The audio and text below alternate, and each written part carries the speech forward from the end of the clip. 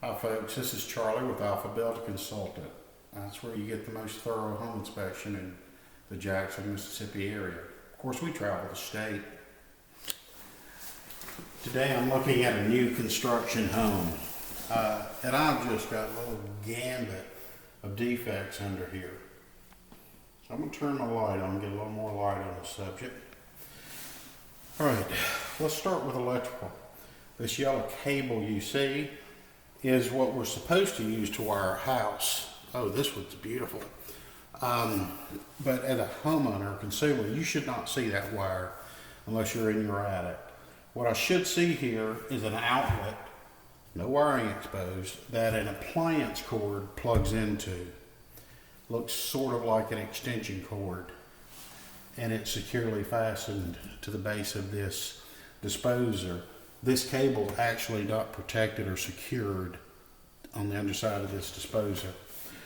The real risk in using the improper cable is that is a single strand wire inside that cable. There's actually 3 of them, not bent, made to be bent repetitively, which is why it holds its shape. But if you have an extension cord, it's loose and floppy. It's designed to be bent repetitively. So that's what's going on with that. You can call it unsafe, you can call it subject to failure. I'm going to call it wrong every time, okay? Now, what I also notice is there's other cabling in here. What I commonly find is the cabling going to the dishwasher or an outlet on the end of a peninsula, and that's wrong too.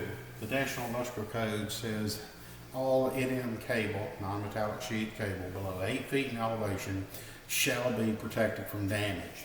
That's not protected. It's required to be. Let's move on to the next thing. This home is plumbed with a product called PEX, polyethylene cross-linked piping.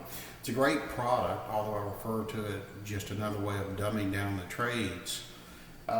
Essentially, it's like using water hose all through the house, except it's very durable, heavy duty, not subject to freeze damage. But they make special fittings that you're supposed to terminate this wire into before you attach this valve.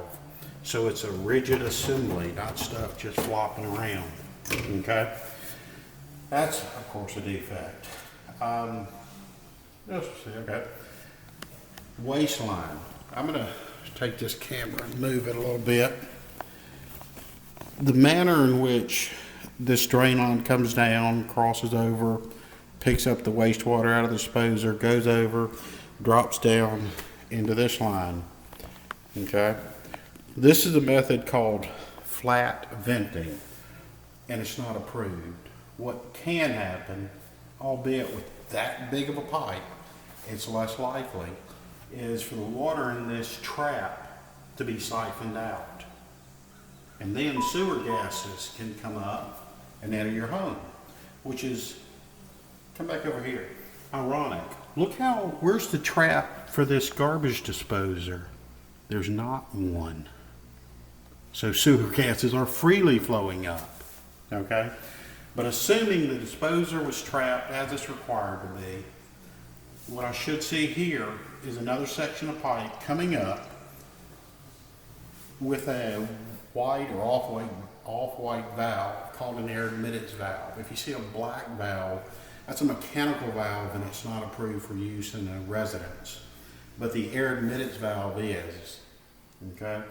So that would clean this stuff up, this conglomeration of defects up. This is Charlie with Alpha Building Consultants, and another day at new construction.